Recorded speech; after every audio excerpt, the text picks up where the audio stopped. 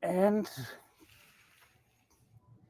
here we are. Hallo und herzlich willkommen zu einem neuen Livestream bei Etwas Genuss. Welcome to a new Livestream here at Etwas Genuss.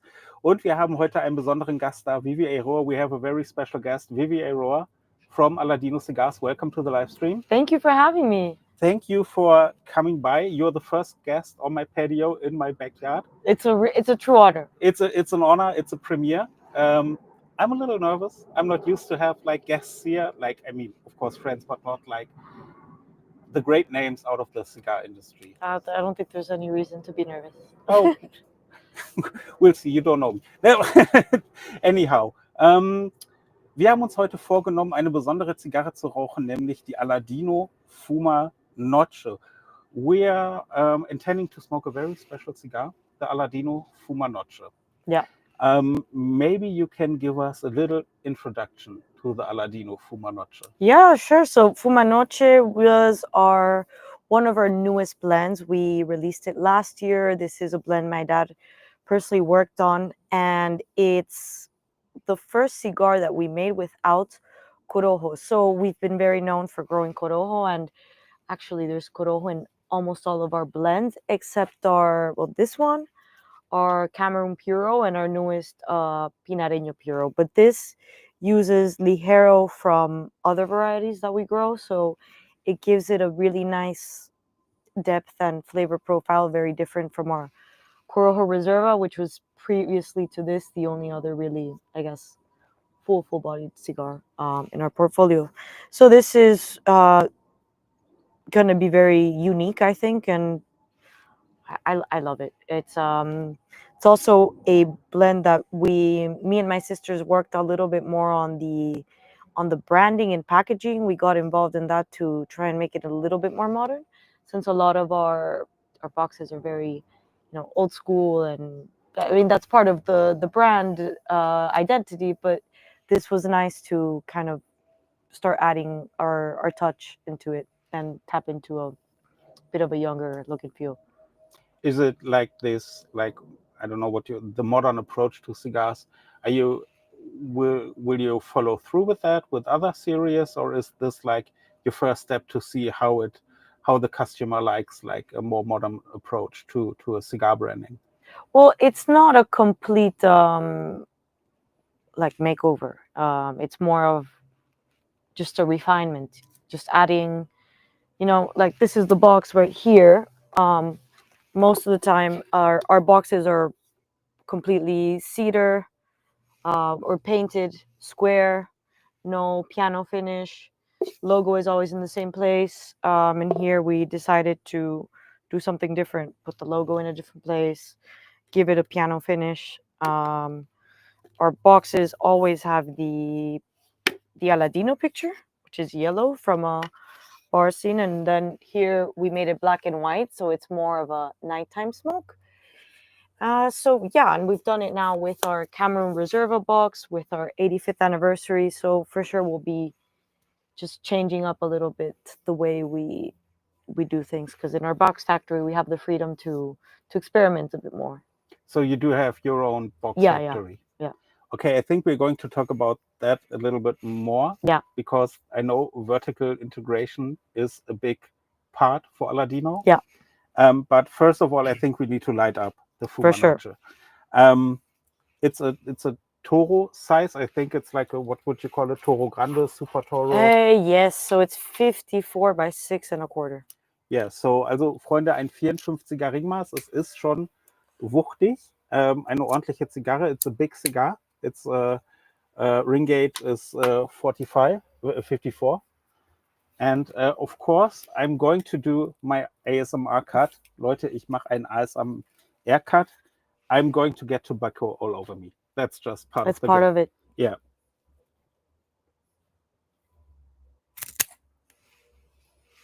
That was a nice clean cut. I hope you liked it. Ich hoffe, euch hat's gefallen, Freunde. Ich habe alles gegeben. I gave it my best.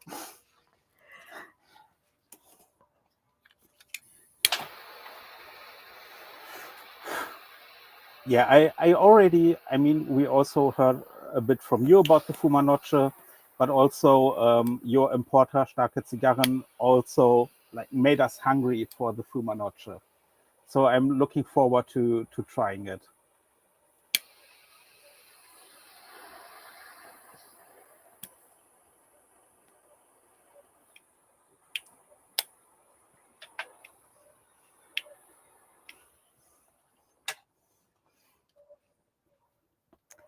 Has anyone in the live stream tried this before today? Das ist eine gute Frage, Freunde. And that's a very good question. Has anyone tried the Fumanoche? Did anyone get the Fumanoche for the Livestream? Hat sich einer von euch die Fumanoche schon für den Livestream geholt? Schreibt uns das gerne in den Chat. Würde uns sehr interessieren, aber natürlich auch, falls ihr Fragen habt zu Aladino, für Vivi, schreibt sie gerne in den Chat. Dave wird es parallel übersetzen. If you have questions about Aladino, if you have questions for Vivi, please put them in the chat. Dave is going to translate all the questions and answers in the chat. So you'll stay updated. Also damit ihr dabei bleiben könnt, Dave übersetzt das alles. Timo is saying, no, he's really, he regrets that he hasn't smoked the Fumanoche yet. Ah, okay. Yeah, it's a new cigar, right? It's like a new. Yeah, in the German market, it's new this year. Last year, this was released in general. Okay. Yeah, it was our launch for last year. It's got a lot of smoke output. It's got like a rich smoke. I feel like sometimes I compare smoke to if it feels like a swish of water or like a swish of milk in your mouth. Okay. And that one is like definitely like a thick, hefty smoke. Yeah. What would you say if someone wants to smoke the Fumanoche, but maybe he's like he wants to like work his way up to the Fumanoche? What could be another Aladino cigar that he could like smoke before that to get to know the brand and what you're doing and like work his way up? Or would you say this is like beginner friendly, go for it? Well, it's not a beginner cigar because it's full bodied, but it's also not like our other Aladino cigars because everything else, as I said, has Corojo. You don't have Corojo here, and so this is actually like the opposite of everything else that we make. Okay. But it's still very aromatic. It's very aromatic. I think maybe our Maduro would be a good one because it has some of that chocolatiness. If anyone sees the limited edition Sumatra we did 2 or 3 years ago, that's like the closest to this. Yeah. But the Fumanoche is not limited in any way. It's like a regular production cigar. Regular production. Okay. Louis say smoked it yesterday. Amazing cigar. Oh, thank you. Glad you liked it. Yeah. What kind of wrapper do you use in this cigar? We don't disclose it. It's a secret. Oh, it's a secret. Okay. It's a secret. Okay. Do you disclose any tobaccos in the cigar? No, I just say it's not Corojo. But if you know what else we grow, you can try and guess. Okay, but it's Honduran. Yeah, everything is Honduran. Yeah, okay, that's important because Aladino. Aladino. I'm sorry, Aladino is a Honduran brand. Yeah, like Honduran through and through. Yes, the only wrapper we buy is the San Andres in the box press Maduro. That is from Mexico? Yeah. Yeah. Okay, so the classic San Andres. Yeah. Okay. We talked a bit about the vertical integration. I'll translate it very quick to German. Wir werden ein bisschen über das Thema Vertical Integration reden. Vertical Integration bedeutet, dass alle Schritte des Prozesses, um die Zigarre herzustellen, in den Händen von Aladino liegen, vom Tabakanbau bis letztendlich sogar zu den Zigarrenkisten. Aladino macht alles. So we're going to talk about a vertical integration, which basically means you're doing like everything. Every step from like the tobacco plant to the finished cigar in a box. You're doing it all. Yeah. What do you think? What's the advantage compared to brands who like maybe buy the tobacco from other suppliers or or don't have their own rollers or factories to roll the cigars. What is your advantage? You can control every step of the process, and for good or in case of bad, because you let's say there's some sort of problem, bad weather one year, you can stop the problem at the beginning. There's too much rain, you have control over that, versus if you outsource that, maybe a few months later you might hear, oh, the crops we were going to give you, but they're no longer good, you're going to have to wait. So these things are very important, especially when you look at it from that from that side. But it also allows you a lot of freedom to be creative with what you blend, what you choose to grow, how you choose to do it. It really is a nice thing. So it becomes your own playground. I mean, you're, as far as I know, you're also like visiting the tobacco fields regularly and like having an eye on every step of the production. Yeah. Well, my dad. I go to Honduras twice a year. Spend a lot of time at the beginning of the year there. But my dad is really the farm. He's he's a agriculture geek, and that's his jam. Yeah. He's like the hands-on guy. Yeah. Okay. With my grandfather and yeah. So your grandfather was founder of Aladino, or yeah. Okay. Because I mean, Eiroa as a name, it's like a heritage name in the cigar world. Yeah. It's like whole family, like through and through. Everyone, as soon as you meet an Eiroa, they are in the cigar business. Yeah. Even my grandfather's brother too. He grew tobacco in the Dominican Republic until he passed away a few years ago. But yeah, everyone's kind of in the business. Do you have like a favorite step in the cigar production process, or like one step of the process that intrigues you most? Is it like the blending or growing the crops, or I don't know, designing a cigar brand? I like a lot of aspects. I think the blending intrigues me the most because I still don't understand how certain primings and how like the varieties and like how the priming affects the blend as much. Besides, I just know like the lower the priming, the less nicotine intensity you'll have. But when I tried blending, I realized, oh, some types of tobacco really don't go well with each other. Yeah. Even if the tobacco is very well aged, it just doesn't. I still don't know that yet. It doesn't come to me naturally yet, so I need to learn that still. I think I've talked to a few master blenders before, and basically they all said blending is as much of like craftsmanship as it is an art form. Yep. Like you need to feel the tobacco, and you need to get an understanding beyond facts to understand, okay, this tobacco tastes good by itself. This tobacco tastes good by itself. They should go well together, but they won't. Yeah, it's like a little bit of dark magic. Yeah. How long does it take to create a new blend? Question by Danny. Ooh, I can take I think from a year to 5 years. I think it also depends on like, because you have to try the tobacco while it's aging, after it's been aged. Then if you want, then blend that with other tobaccos. Try that after a few months as well, because that will change. Freshly rolled versus that cigar sitting for 5-6 months, it'll change. And after a year, it will change. So it's very important. You can't rush that. I think that like differentiates a good from a bad cigar brand. A bad cigar brand will like look at their stock of fermented and aged tobacco and then make something out of it. Yeah.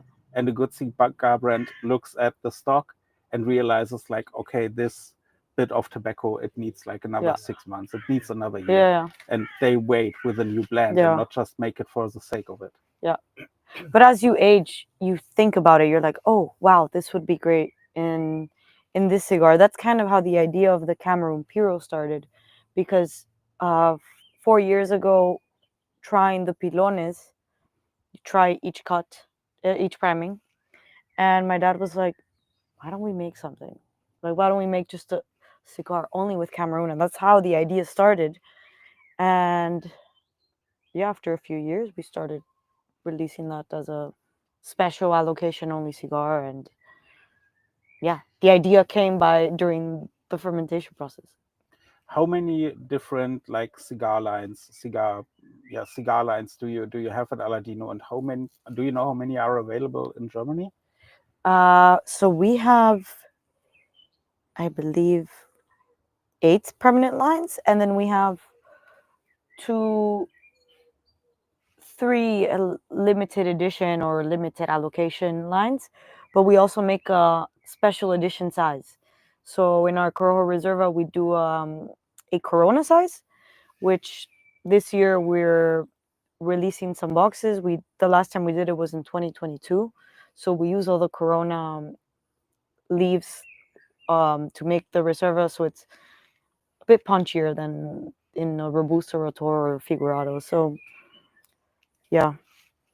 Okay, that's And in Germany, we have the Connecticut, the Maduro, the Corojo Reserva, Fumanoche, and then the Cameroon, and a very nice limited edition blend that is very nutty, mild, and complex. It has a white box, and yeah, and Dave is kind of behind the scenes smoking the limited edition. Unser Dave raucht gerade, während er zuhört und für euch die Übersetzung macht, raucht er die limited edition.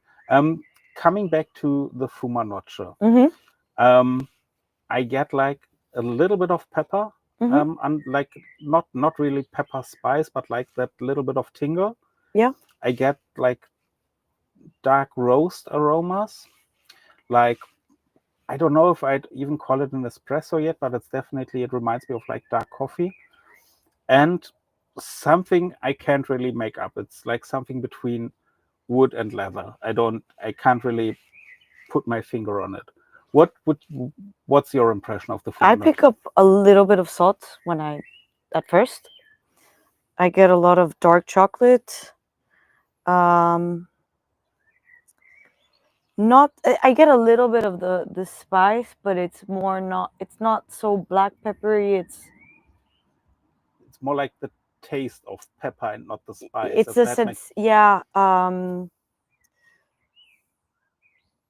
Yeah, hints of coffee, but if I had to describe it, it's not a pungent coffee. It's more of those round chocolatey coffees. Yeah.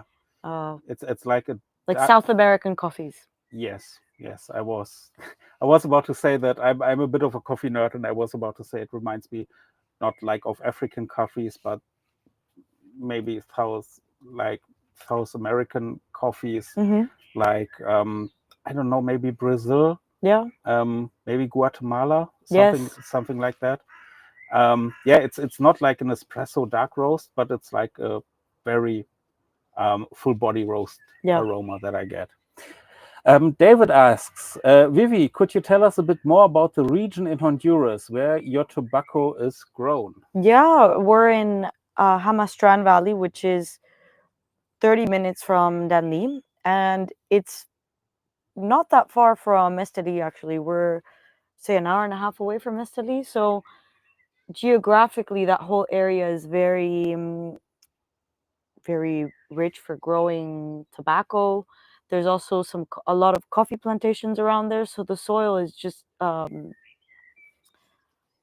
think the soil in that part of our countries is what makes the tobacco so tasty. Well, it tastes like it's a very rich soil, full of minerals of various kinds.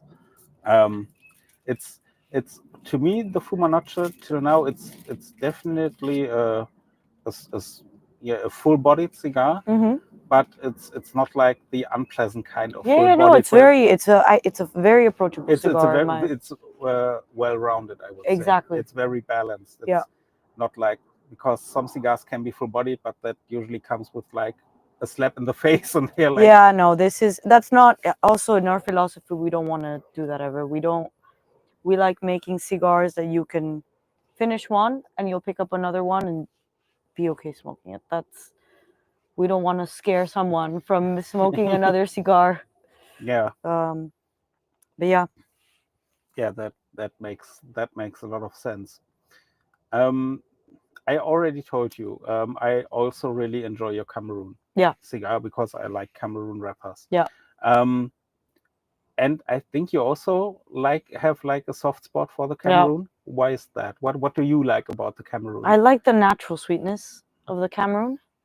I think it gives the cigar a lot of complexity, and it transitions the cigar. It allows the cigar to evolve. Yeah, it was also the first cigar that made it in my head. It clicked that I wanted to work in cigars. Prior to that, I would smoke cigars a few times a year, but then when I smoked that, I was like, I get it now. Don't know what happened. I think it was just I picked up all the different aromas at that time, and the rest was history. So I love Cameroon. Yeah, I totally get it. Yeah. So we talked a bit before the stream. So you already like smoked the occasional cigar before you started to work for like your grandfather's and father's company Aladino. But now you're like the Cameroon basically got you, and you're like dived into the world of cigars. Or? Yeah, exactly. Yeah. Because before I was also what I was smoking was mostly Corojo, just Corojo cigars. So maybe at that time, because I was younger, it was a bit too much for me. So once I picked up something that was a little bit sweet, I was like, okay. And then I started with Connecticut's, and then eventually now I smoke more full bodied than I do some of the Connecticut's. But it always varies, time of year, time of the day. So I like experimenting with everything. So that's what the cigar world is all about, like experimenting, experiencing new things, finding new cigars, new flavors. Yeah. And I mean, especially for you as someone who is like works as a manufacturer, like finding new tastes in your own crops, in your own tobacco, is that like a thing? Like trying to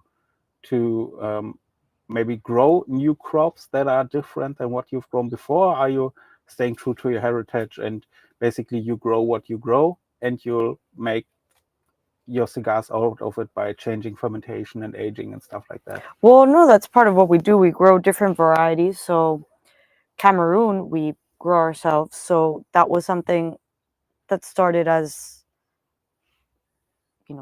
we wanted to see if it worked out, and then the crop was successful after a few years of doing harvest, because the first year when you start a new crop, it's not always successful. You have to kind of allow the soil to get used to a new variety being grown there. Same thing with Sumatra. We've also tried growing other varieties like Connecticut broadleaf, a bit more difficult, not so suitable for our soil. But that's kind of how it goes, like trying to figure out what else can we grow. Like many years ago when Aladino started, we were purchasing Connecticut wrapper. We grow our own Connecticut too. So that's all part of the decisions that my family takes too. So you also grown your own Connecticut? Connecticut, our own Habano, our own Pinareño. You can't say Habano wrapper here in Germany. Yes. Yeah, you mean the Criollo H2000? Criollo 98. Yeah. Yeah. Yeah. Or apologies for that. I forget that. No, I mean we don't get in trouble for that, but it's like a half-known secret. Freunde, man kann hier in Deutschland nicht. Es gibt ein Deckblatt, das heißt Habano. There's a wrapper called Habano. Yeah. And you can't call it Habano in Germany. Man darf das nicht Habano in Deutschland nennen, weil Namensrechte, because of like name rights and stuff like that. So Criollo 98. Yeah. Okay, it's a Criollo 98 for you. Okay, because there's I think there's also like the H2000, what it's called sometimes. Yeah. Okay. It's always very confusing. It's just different hybrids that happen. Yeah. That's normally why the names. So for me, with the Fuma Noche, the chocolate started to kick in now. Yeah. It's like yeah, you said it perfectly. I think dark chocolate, like very dark, 70-80% Yeah. chocolate. Exactly. Yeah, not like the regular sweetened stuff, but like almost like eating. Cacao is Yeah, even the rare word. Yeah. yeah. That's like the better term for it. Yeah. Cacao. And the smoke output is amazing.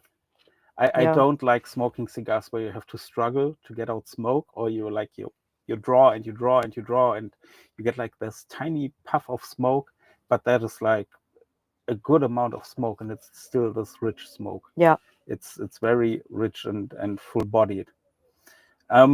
You said earlier that you are like you fell in love with cigars through like the Cameroon wrapper, which was maybe like a little lighter, a little easier to fall in love with because it's more beginner friendly, I think, a little sweeter. But I would even say that's I think a Connecticut is more beginner friendly because the Cameroon is medium. Yeah. I think it was because I picked up more complexity and I understood what cigars was about instead of just okay, I'm smoking because I want to smoke, but I didn't really understand. You know, it made me understand. With cigars, you actually pick up different tasting notes, and so yeah. Yeah. What would you say? Because we often get like a question from beginners, and I think I bet you've heard this 1,000 times too from like new cigar smokers. I don't know how to pick up flavors. I don't know. I don't get anything. For me, I like cigars, but a cigar tastes like a cigar. And we always say, stay relaxed, and sometimes it just hit you. Yeah. Sometimes you smoke a cigar and you're like, you've smoked it 5 times, and all of a sudden you're like, that is dark chocolate. Yeah. I mean, you don't also have to always pick up the flavor. Yeah. There's times you're smoking a cigar and you're doing something else or speaking to people and you might not necessarily pick up anything. Also, what you ate that day, what you drank that day, it might maybe tone down your senses or it might enhance your senses. I think all those things have a lot to do with it. Like yeah, absolutely. Your mood can even impact. Yeah, exactly. Yeah, I always try to make a point of I don't smoke to relax. I smoke when I'm relaxed because I don't want to bring stress into my cigar experience. I don't want to add that. Yeah. We just got a question from Switzerland. Okay. Why isn't the Fuma Noche available in Switzerland? I mean, I think that's a question you should ask the importer for Switzerland. Yes, exactly. It's because I mean, I always, obviously, I make suggestions to my partners in each country, but at the end of the day, it's it also becomes a decision of what the importer chooses at the end. But there's always room to expand, so I don't have a doubt that in the future we'll have more blends in Switzerland. Before we're going to dive into that, because I think the relationship between like manufacturers and importers is something a lot of people don't know about. Yeah. We have to thank for a little tip we got. Ja. Timo, Dankeschön für die 25 Euro. Wahnsinnig großzügig von dir. Timo, thank you for the 25 euro donation. Oh. Thank you very much. Because most manufacturers like find their ways into countries about importers, like you do with Starke Zigarren. And not every importer like adds every line of every brand to their. How do you like work with importers? How do you suggest what lines they add, despite from being like, okay, you should get the entire Aladino portfolio? What are like? Does it depend on the country? Do you like do a market research and maybe be like, okay, people in Switzerland typically smoke a little different stuff than people from Germany or So, well, first of all, every time we try and select a new importer, you have to make sure that like the your values and you have good chemistry with someone you're gonna work with. So that's very important, and then to understand from your importer like what are the taste preferences in that market, what do people typically smoke in your market, and based on that I make a recommendation, and then you make a selection. And especially when you start in a new market, you don't start with the entire portfolio because it's too much. It's always easier to start with maybe 3-4 lines and build based on that, and even within those lines maybe start with 2 or 3 SKUs, because like there's some, like in our regular Corojo line we have 12 different vitolas, and that's a lot. Yeah. You have 12 vitolas? In the Corojo. 12? Yeah. That's a lot for a single We cigar. do all the traditional Cuban sizes, and then we have more contemporary sizes like Gordo, Toro. What's your favorite vitola for a cigar? Lonsdale. Lonsdale? Yeah. That's you don't, I don't think like the slimmer vitolas, they are not that common anymore. I think No. you often see people like go to like I don't know, a big Toro, a Mhm. Gordo, maybe a Churchill. Robusto is still Yeah, kind of the I standard. think it's a trend, a market trend. Smokers have gradually been gearing towards larger ring gauges, but you also have a lot of smokers who really enjoy Lanceros and thin ring gauges. So we make 5 different Lanceros. So for us, we're huge fans of that too. We like traditional sizes. I had my problems like understanding a Lancero size cigar. Okay. I think I tend to smoke fast, and a Lancero doesn't work for like a fast smoker, I think. But I've also started to understand it. Okay. And I think a Lancero or Lonsdale is like it forces you to slow down even more. It really forces you to take your time with the cigar. You can't power through it in any way. Yeah. You have to, I think it also forces you to focus on the cigar more. Yeah, you pick because it's a bit more intense. You get more wrapper, and it definitely, yeah. If you smoke it too fast, I think it's like you're rushing the whole experience, and it's not as enjoyable. No, I tend to be a fast smoker. I'm making a point of slowing down Okay. currently. I'm trying to slow down my cigar habit, which is hard because when you smoke a cigar like the Fuma Noche, which is like full bodied, but like doesn't throw you around in any way. It's just like it's very well balanced. I have to pace myself. It's a very good cigar. I like it a lot. I'm glad you like it. I like it too.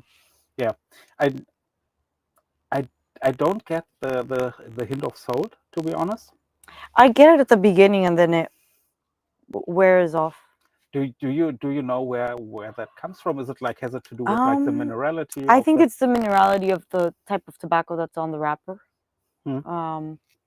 Yeah, but I like that characteristic in some cigars. You don't get that in many cigars, I think. No. I think I got that in one cigar prior to the Fuma Noche, and that is like a Meerapfel, the Meerapfel Ernest Master Blend that had like almost like a salt water note, like a seawater note. Yeah. Yeah, and maybe I will get it. Maybe I just smoked past it because of the live stream and I didn't focus on the saltiness. So we talked about vertical integration. You're doing it all. How many people work at Aladino in a whole? Like around rollers? I think around 500. That's that. And how many of those are like in the field or in the factories? I don't know the exact breakdown. It's quite complicated because you have fields, and in the field you have different departments, right? You have people who are taking care of greenhouses, people who are taking care of implanting, and just the care of drip irrigation and harvesting. Then you have people in the barns. Then you have people who are actually taking care of animals as well, because that is also part of, You're taking care of animals yeah, horses and sheep. for the. Would use them in the farm. Oh, okay. Yeah, That, like grazing and okay, and for fun too. Like, okay. I see it's hard to break down like all the kind of workers Yeah. and types of work you have. But what do you say, like in the production process itself? How many of these 500 people are involved? there? everyone. Every- Everyone except the doctor who's in the except the doctor and the customs agent in the free zone. And yeah, everyone else, even office. We have an office there. Then you have, yeah, of course, cigar factory. You have packaging, box factory, aging rooms, everything. Crazy. It's crazy. I mean, you always hear that every cigar goes like through 200 to 300 hands before it gets released, but it's hard to yeah, it's hard until you see it. It's hard to grasp. Yeah. Is the secret of the tobacco in general more because of the competition or keeping a mystery for the customer? I think it's both. So, Yeah, I asked my dad that. It was his decision. I think it's both. but you know what's in there, or is it like does your Yeah, I know what's in there. But yeah, I think it's just to answer the question, it's both. it's a bit of both. Yeah. Yeah, it's interesting. I can't really tell what's in here. It's really hard to point it out. It's unlike most cigars I've smoked. It's okay. We got a news question. Where does Aladino sell most of? Where do you sell most of your cigars? Which country is like? Well, of course, United States. Then definitely in Asia, Hong Kong, very big. The UK. Then I think those are the top three. And then we have some other very strong markets too. And hopefully we'll get Germany in the top. Well, we're doing our part. Exactly. Yeah. So coming back to maybe the countries, and we talked a bit about the countries and the role of importers and like what cigar lines get released in which country. Is there like can you make out a difference between the smoking habits in Germany and other countries? Is there anything that like you didn't expect to work so well in Germany that does? Well, definitely people smoke a lot here, more than in many countries. I think favorable pricing. I think the tax structure here is in the smoker's favor, and the preference for stronger cigars. I noticed that. Yeah, I think it's like people want to get a lot for their money. They want to get a lot of cigar for their money. Yeah. A lot of taste, a lot of flavor, a lot Yeah. of... Which I find interesting because I don't think strength necessarily means you're getting more cigar. It's just a different cigar. You can have a mild cigar, which is amazing, and it's a very, a great quality cigar, very complex, and there is a lot of time that's got into that. That doesn't mean it's a less of a cigar than a really strong cigar. Yeah, absolutely. But I think maybe it's like in people's heads. Okay, there's I want you about more private questions. Okay. Where do you come from?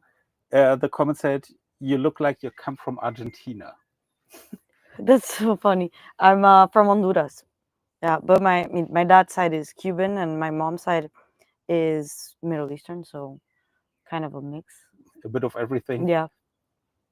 Yeah, but I was born in Honduras and I lived there till I was 14. So that to me, when I go back, feels like home because my childhood memories are there. So yeah. Yeah, but no Argentina. We are very. No, there's no reason to be sorry, but we still are. I'd like to live in Argentina at some point. I think why not? Yeah, it's a beautiful country. Um, so when you we talked about like, okay, German cigars, they are like stronger, they're like stronger cigars, and the tax structure is favorable for the cigar smoker.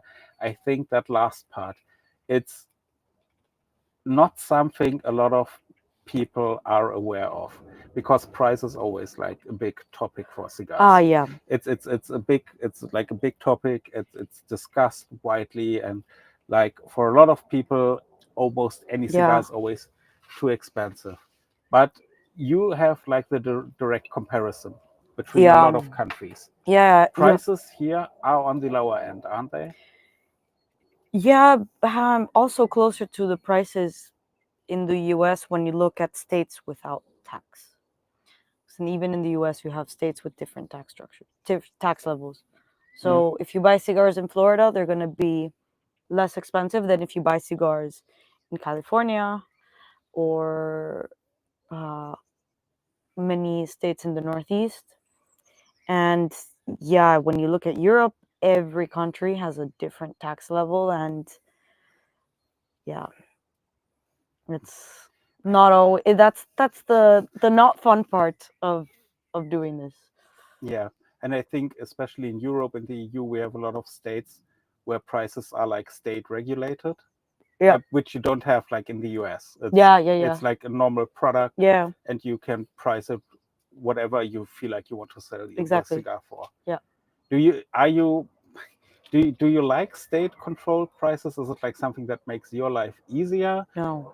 No. No. No. No. No, because you want everyone to have their fair share. If I sell to an importer, I want them to have a healthy margin. I want the retailer to have a healthy margin, and I want the customer to have a fair price. If the state has a fixed level that they take, all those slices get cut much smaller for everyone on the other side. Someone has to give. Yeah.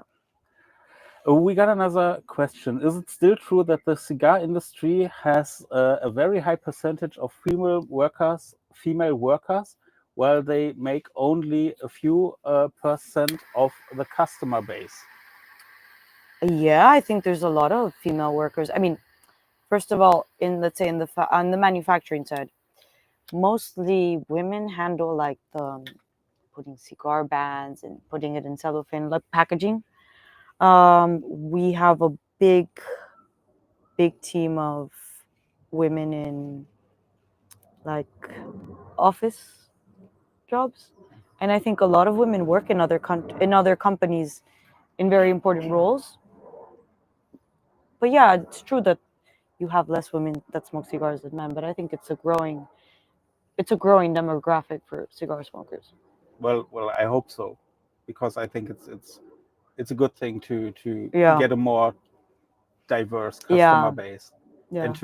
and basically our well, our way of thinking here at our YouTube channel and in our community is cigars should be for everyone. Yeah. And they should. Yeah, everyone should They be are. able to enjoy a cigar, and like a cigar isn't something that like builds barriers. It's something that tears them down. Yeah. Like Exactly. enter a lounge and you see 20 people, 20 completely different people, backgrounds, education levels, completely different, and they are all like enjoying cigars, talking and chatting. Yep. No matter where in the world you are. Yeah, it's always the same, isn't it? Yeah. It's like you enter a cigar lounge and you're like, okay, this is a community already. Yeah. Maduro rappers often carry a reputation for being bold and intense. How would you describe the role Maduro plays in your lineup? So Maduro, I mean, you can have a Crew 98 Maduro or a natural or a Claro. You can also have a Sumatra natural or Maduro. It's just you kind of change the intensity if you make it a Maduro or if you don't. Yeah, And then aesthetically, obviously, it changes the color. But it, depending what the blend is made of, it doesn't necessarily mean it's going to be a very strong cigar. You can have some Maduro cigars, which are not necessarily um, super strong, which is what people think every time you see a dark wrapper. yeah. I think it's like Yeah. still one of the big myths that like the color of a cigar says something about the strength and the body. And but I also heard a couple of times that like blenders, like they still try to follow that. Well, it tends to happen because when you're thinking of making maybe a milder blend, you don't necessarily think of putting a Maduro wrapper on it. Yeah. Okay, we got a very interesting question. Okay. What is like the overall opinion of industry insiders of Cuban cigars compared to many aficionados? Like, what do you feel like? What is your opinion on Cuban cigars compared to other like what they are called new world cigars? Yeah, If you want well, to say. I mean, the reality is that the quality of Cuban cigar manufacturing today is just not there. In New World, because there are so many good players, you have to be good to sell your product. Yeah. Like in the US, there's, when I go to PCA, all the brands, there's so many brands, right? You Yeah. have to be good for someone to buy your cigar. So, and everyone is very knowledgeable. So everyone is taking care of their manufacturing of their product, or even if someone wants to do their own label and they're purchasing, they want a good product out there. With Cuban cigars now, they don't have the resources to really have the upkeep of their plantations. So then you're working already with raw materials which aren't ready, and then you have, workers who aren't getting paid fairly. So I think that's also a very big factor. I think that's from what I heard, like basically in every part of the process of making a cigar, like the quality dipped. Yeah. So, but it's true that still Cuban cigars have their shelf space in Europe. I mean, but to me, I always say for me, it's like just another origin, and every origin for a cigar has like something that makes it special. Yeah. Like I always liked Honduran cigars. I like Dominican Republic.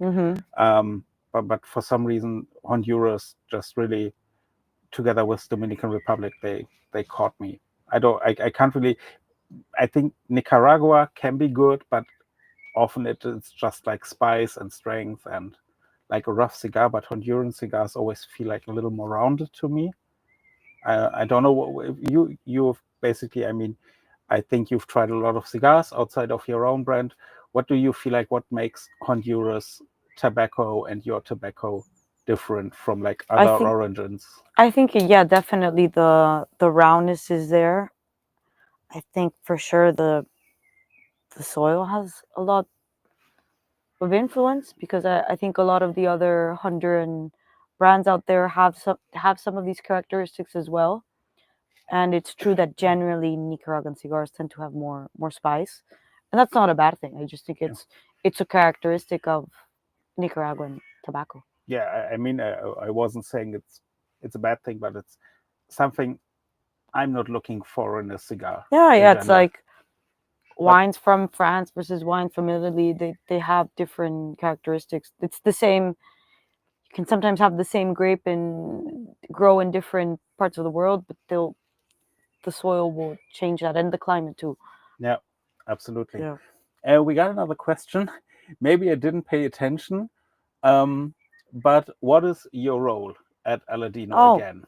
Yeah, I think we didn't talk about that actually. I think we scratched it a little bit. So I guess you can call me a brand ambassador, because I work with all the international markets,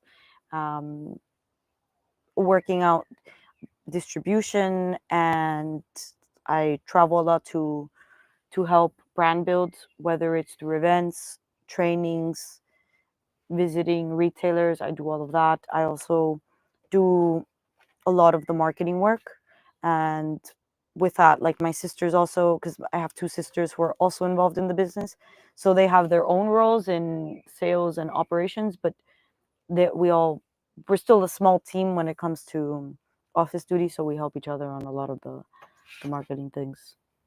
But I Okay. do a lot of the groundwork for that. So you're doing like you're being like one of the big faces of Aladino. Yeah. Is she also involved in the process of blending? Asked Thorsten via Ah. chat. Well, I tried.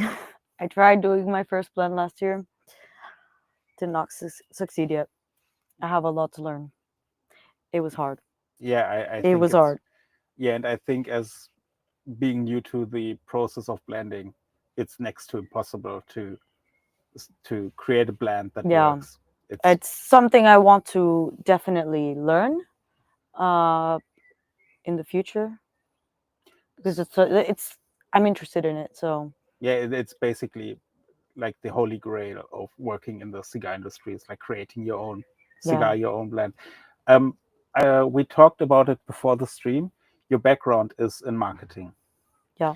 So when you think about like doing your own line, Yeah. do you already have like the idea for your own cigar that you are trying to like make the blend fit to?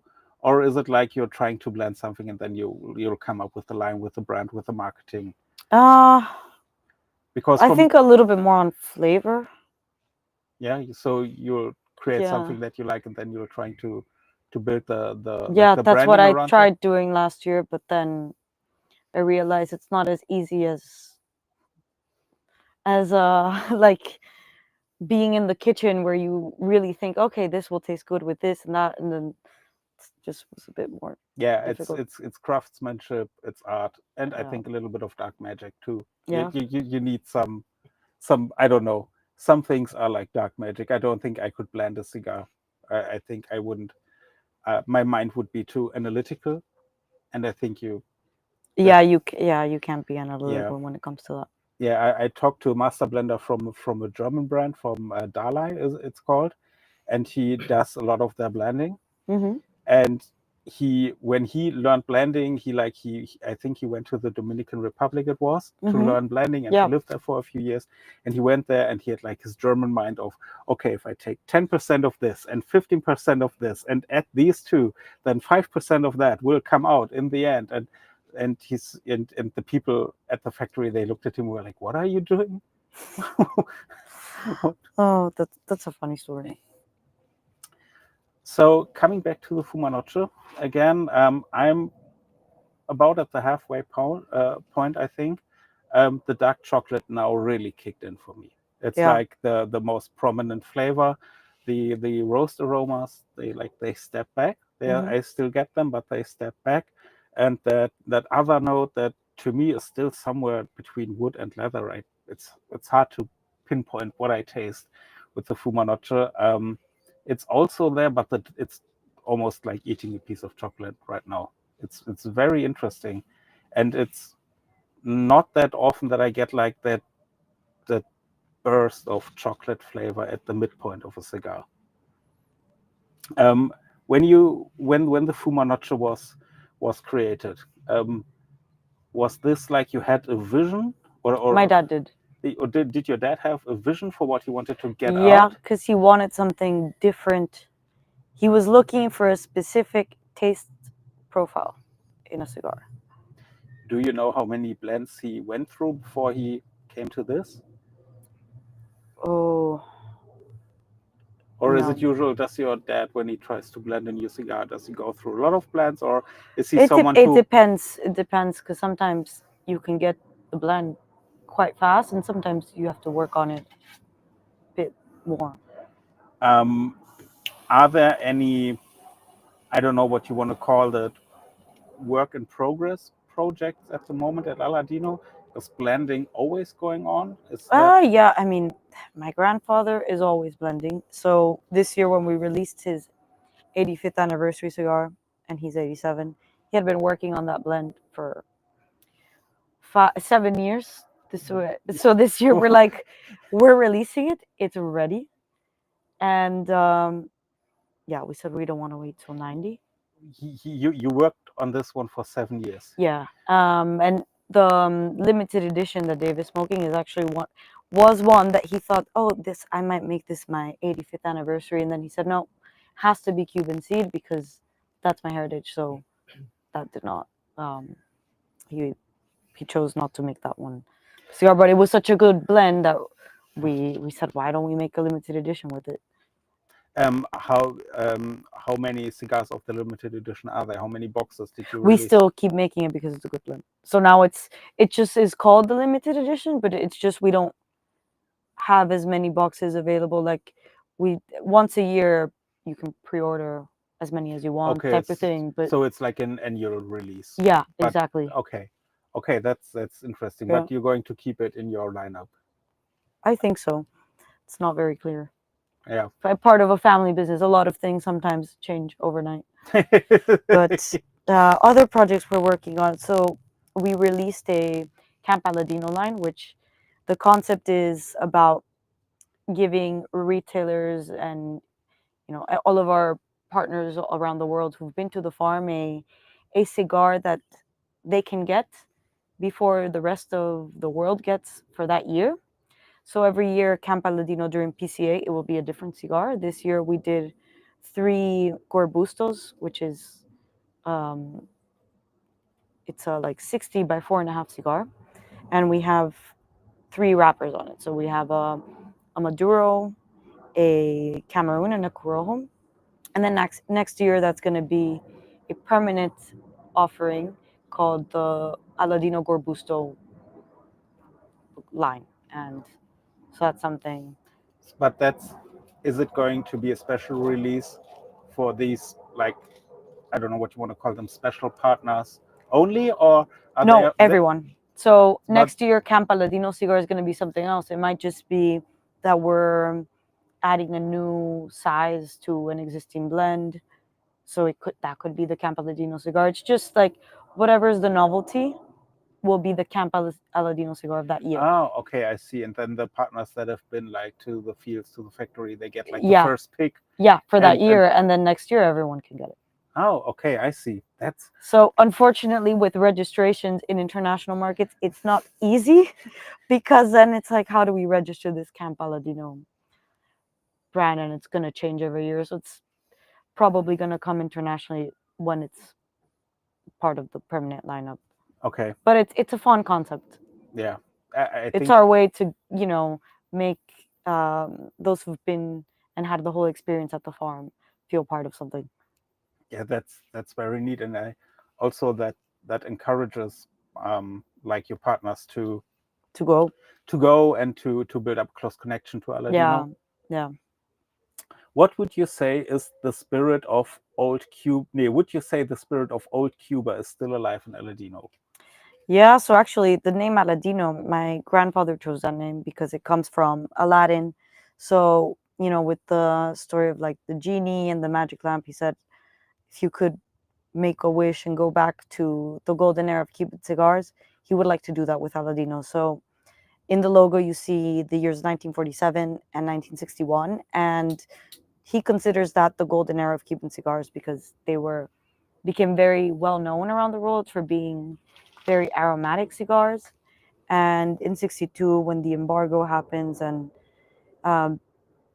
cigar factories and tobacco farms get nationalized, it changed. So that's kind of the idea behind Aladino to revive that. And in most of our blends, our blending style is like that, very aromatic.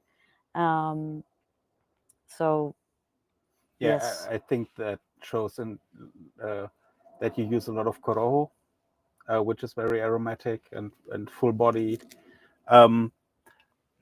Okay, we got another question, an interesting one. He says, I've never smoked an Aladino cigar before.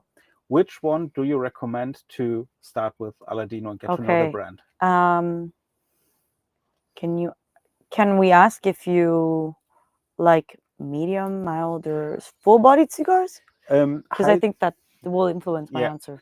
Heisen, was für Zigarren magst du denn ansonsten so? Bist du eher mild unterwegs, Connecticut, oder vielleicht schon mittelkräftig oder stark? Sag uns doch das ganz kurz im Chat und dann wird wir wieder darauf zurückkommen. Please tell us what kind of cigars you already like a light, medium, or full-bodied cigars, and Vivi will come back to you.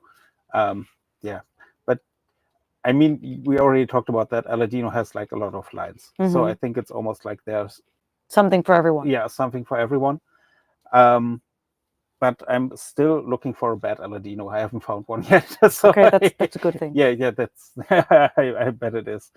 I mean, I think, or maybe for a cigar beginner, The classic or Connecticut? the Connecticut, but I also would recommend the Cameroon, to be honest. Okay. Because I mean, the Connecticut is like the classic recommendation for a cigar beginner, but I don't like always like just recommending Connecticut to beginners. I think it's a little bit boring. Yeah. And I think the Cameroon is like, it's not too strong, it's not too full-bodied, but it's complex. It has a lot of flavors, a lot of aroma, and it can like it did with you, like make you fall in love with the cigar. Yeah, I'd say I also like the classic for that, which is it's a golden red brown band, because it's a mostly Habano with Corojo blend, so you get very different like nutty gingerbready notes, honey. So I think that's also a really nice option for beginners, different from a Connecticut. So what did he said I smoke everything. Also, I like strong cigars. Corojo Reserva then, because it's Corojo at it's in its ultimate expression. But if you're a beginner, then I'd say just go, or medium, mild to medium smoker, I'd go with our regular Corojo, which is just it's a perfect medium cigar. But for you, my friend, Corojo Reserva. What is the difference between the Corojo and the Corojo Reserva? So it's the same blend because it's all Corojo wrapper binder filler, but the Reserva has higher primings. So the top parts of the tobacco plant, which makes it more powerful, more intense. And the Corojo, the regular Corojo, is the middle and lower primings. Okay, interesting. And I can tell you, if you're looking to smoke the Corojo Reserva, look at one of our past live streams. Dave and I both smoked the Corojo Reserva and we liked it a lot. Yeah. Also schau dir gerne einen unserer letzten Livestreams an. Dave und ich haben die Corojo Reserva da geraucht und fanden sie beide sehr gut. It's a very good cigar. Yeah, and the leaves are much thicker, so it's a cigar you might need to touch up, because when you have thicker leaves, you need more combustion.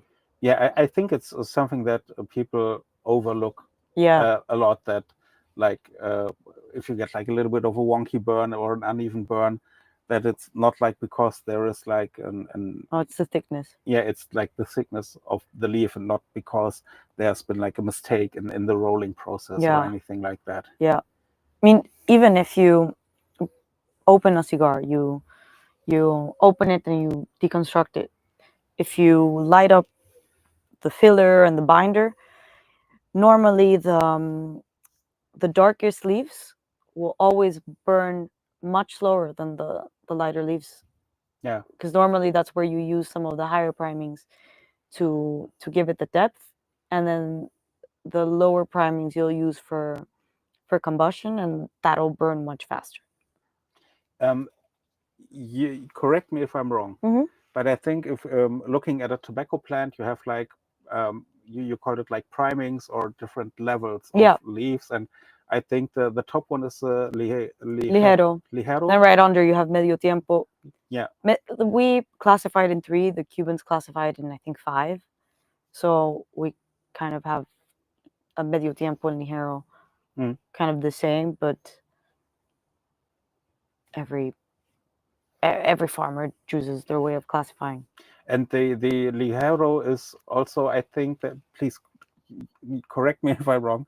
It's also the leaf that like sometimes get you a bit of like a pyramid shape of the ash Yes. because it burns slower because there's like I think lower oil contents in the Yep. leaf. Okay, because I still get like the myth of when you get like the pyramid shape of the ash that people tell you smoke too fast, but it's part of like the tobacco itself. Yeah. Okay, It's not a bad thing. no, it's just what happened. It's the blend of the cigar and not Yeah. like a mistake. Yeah. Yeah. All right. So congratulations. Our friend just ordered a box of Corojo Reserva. Oh, nice. That's I hope you enjoy that. I can tell you will. It's a very I can tell it's a very good cigar. And people know that I'm honest, and I don't mind telling things how they are. And I also have cigar manufacturers that we are very close with, and I still criticize their cigars. So when we are telling you that the Corojo Reserva is good, it's good. Okay. It's as simple as that. I might be wrong, but I felt like now that I'm beginning to smoke the last third of the Fuma Noche, I got like a hint of earthiness in the cigar. Not like in an unpleasant way, but there's like a depth of other flavors that came in. It felt like a bit earthy. Still very Yeah. much like in the range of dark flavors. Yeah. I think it's a dark flavored cigar. It's a dark flavored cigar for Yeah. sure. Yeah, it's not like it's not your I mean, of course it's not a Connecticut shade, but it's not like your Connecticut shade. It's a full bodied Yeah. cigar. And I think it's a cigar that like having a meal before it is a necessity. Yeah, it's probably better. Yeah. The But Reserva too. yeah, have a meal before you dive into your box of Corojo Reservas. But I think that counts for most of cigars. Yeah, but then you have some people who can smoke that on an empty stomach with a coffee, but to each one's own. Yeah. But then I need a really light cigar to smoke on an empty stomach, or otherwise I'm not doing well afterwards. Yeah. I know when I got fresh into cigars, I smoked some really strong. I think it were Perdomos, and they just knocked me off my feet, and that wasn't a pleasant experience. Yeah, no, being cigar sick is not fun. No. And it even happens even when you're an experienced smoker. Maybe you smoked too much that day, or you were tired, or you traveled, and plane pressure. It happens. Yeah, I mean, we talked about Intertabak before the live stream, and that is like those are like some of the most intense days, like trade shows in general. Yeah, those are intense days. We got another question. As someone who is professionally involved with cigars on a daily basis, what are moments in your life when you can enjoy a cigar without having to take your professional life into consideration? every day. Yeah, it's because I enjoy it, and like when I'm home, I crave a cigar. So, yeah, a lot of the times because I have a lot of my cigars at home, but I also have other cigars, so I try anything. If I've not tried it, I'll smoke it. How many cigars do you have at home? It's a very big humidor. Too many to count. Yeah, I haven't counted because also it's what my husband had too, plus what. Yeah, so it's a lot. Yeah, which makes a lot of sense. We needed a big humidor because I had just big boxes. He had big boxes, and yeah, that it's makes sense. Do you like when you're traveling a lot, seeing a lot of countries, maybe even getting to know some local brands? Do you take home some samples of local brands, or when you're not attacked by a bee?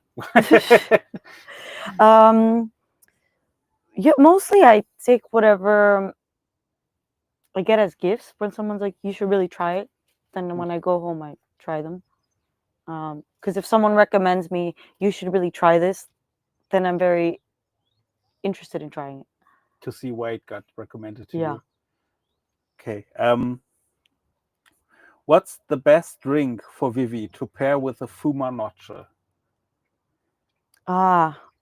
You know, nice rums really go well with this because of the sometimes when you get that nice sweetness and and roundness of a good rum, I think it's a good pairing Yeah, for this. I think with the Fuma Noche, you need something a little more sweet. Yeah, I wouldn't say whiskey with this.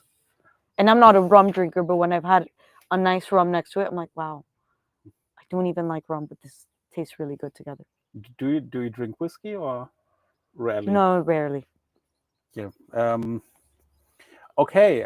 What are your top 3 cigars? Um, okay, so my first answers will be Aladinos for sure. What's your favorite Aladino? I'm always between the classic and the Cameroon, so those are top 3. And then, oh, this is hard. Or do you have like a region you? Because then now I'm between the Fumanoche and the limited edition, but maybe Fumanoche. I like a little bit of sweetness in my cigars, so Fumanoche. There is a hint of. It's sweet, but not. Yeah, it's a natural sweetness, and I like that. It's like a sweetness you get from like a good coffee. Exactly. Yeah, that has like a hint of sweetness that isn't sugary sweet. There's like something behind that sweetness that makes it richer, I think. Yeah. Yeah. How much difference makes the Vitola flavor wise? Oh, it makes a difference. I think because of the ratio of the tobacco that you use and the parts of the leaf that you have to cut when you make smaller sizes, it impacts the blend a lot. So you might sometimes you get coronas which might be much more intense than you expected, and it's because that part of the leaf that was used was actually maybe a bit more intense than the part that you didn't end up using. Yeah, I think also I don't smoke many Gordos, but when because my dad was sharing that when he blends Gordos, to avoid like diluting the blend, you have to play around a lot with making sure you compensate with more tobacco by kind of changing the placement of the of the leaf when you're making the filler and Yeah. no. Yeah, I think it's not as easy as it sounds because you're not like You're not taking just randomly piling it, right? yeah, and you're not just like maybe you started a blend and you blended a robusto Yeah. to begin with. It's Yeah. not like you're just blowing up or Yeah. shrinking down ratios, but at a certain point, like blends tend to fall apart Yeah. when you put them in a certain size, and Yeah. that's why you don't get like every line in every Vitola. Yeah. Because sometimes the blend just falls apart. It doesn't work in a Vitola. Mm-hmm. Exactly. And I think also when the difference between the Vitolas. Yeah. If I smoke a Robusto and then I smoke maybe a Toro, the difference is there, but it's not as big as when I go Yeah. from like a Lancero to a Toro. That's Exactly. like a much bigger difference. How long does it usually take to create new blends? We already touched off that a bit for new series, and what is the approach? How do you? So I mean, it can take anywhere from a year to 5 years. You start with your raw materials because once you're trying it, you start getting ideas of, oh, this could work really well in a blend that uses this other tobacco that we're aging or this other tobacco that we have already aged. And then also when you think about what do we already have in our portfolio, what could be another really good offering. So it's a bit of both. Like, does it fit in our portfolio? Would it be something people want?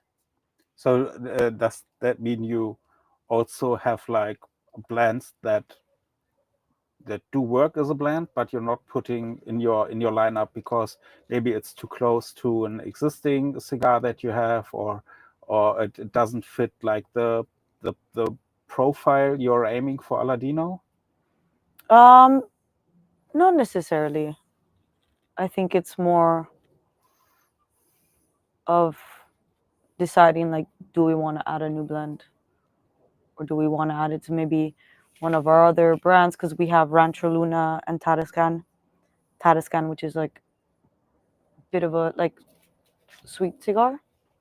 So sometimes there's ideas for that, like as well. Okay. Yeah, it's blending is a complex topic. It's not easy to No. get across in like a live stream setting or in something like an hour or something like that.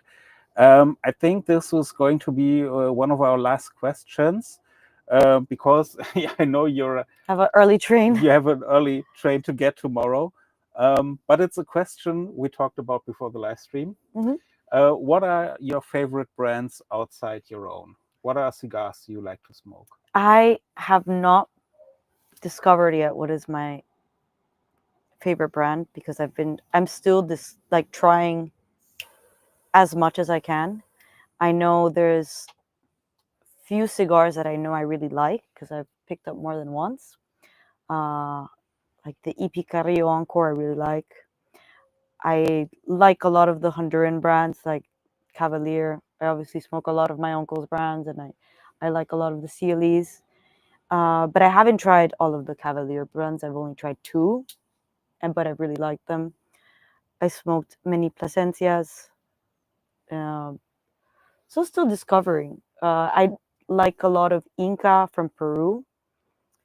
They're very distinct. So Yeah, when I've smoked them, they're like, wow, I really like this. So still exploring. I think I'll have like another 2 years before I know the exact answer, but those are the ones that I know I like for sure. yeah, it's and I also think if you ask me what is my favorite cigar and ask me in a year, the answer will be different. Yeah. That will be Yeah. different. We'll just have to call out another tip. Max, thank you for 5 Euros. Max, danke für 5 Euro. Recht herzlichen Dank. And I'm slowly approaching the end of my Fumanoche. I think we're going to take one last question here. How hard is it to keep high consistency over so many years? And maybe to add like a little more to the question, what do you do to keep your consistent quality? I mean, that it's high? hard because you have factors outside your control, like weather. Uh, so you have to really be very in tune with what's going on uh, with the weather patterns.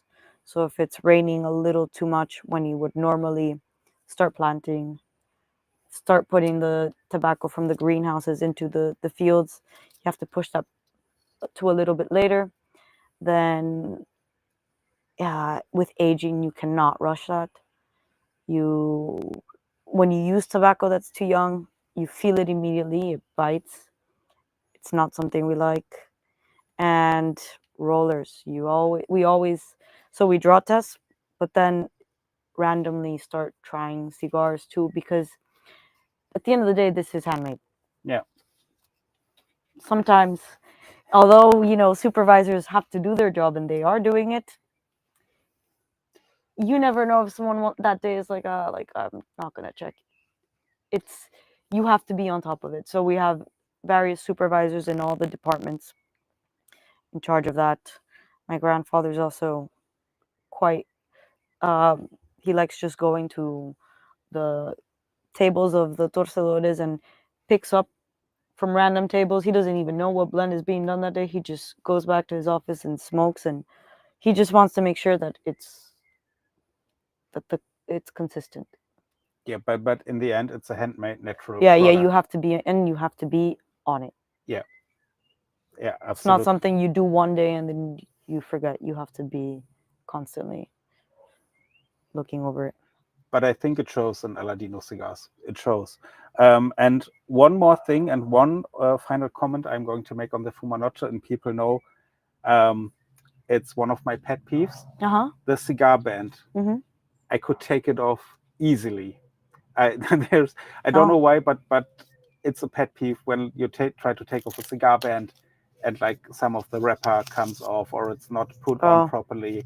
But that is how a cigar band should look when you take it off, and it's perfectly applied, and it's for me a good sign of approval, and people know that I'm like always keeping an eye on It's not fun when you have to struggle when you have, taking it off and then when- you rip your cigar. when you rip your cigar, or like you only take off the top layer of the cigar band and then you have to fiddle around. Yeah. All right, I think given that you have a very early train to catch, we're going to cut it off here. Wir machen jetzt hier an dieser Stelle Schluss. Vielen herzlichen Dank an Vivi. Thank you very much. Thank you for having me. For coming by. It's been a very interesting live stream. Thanks.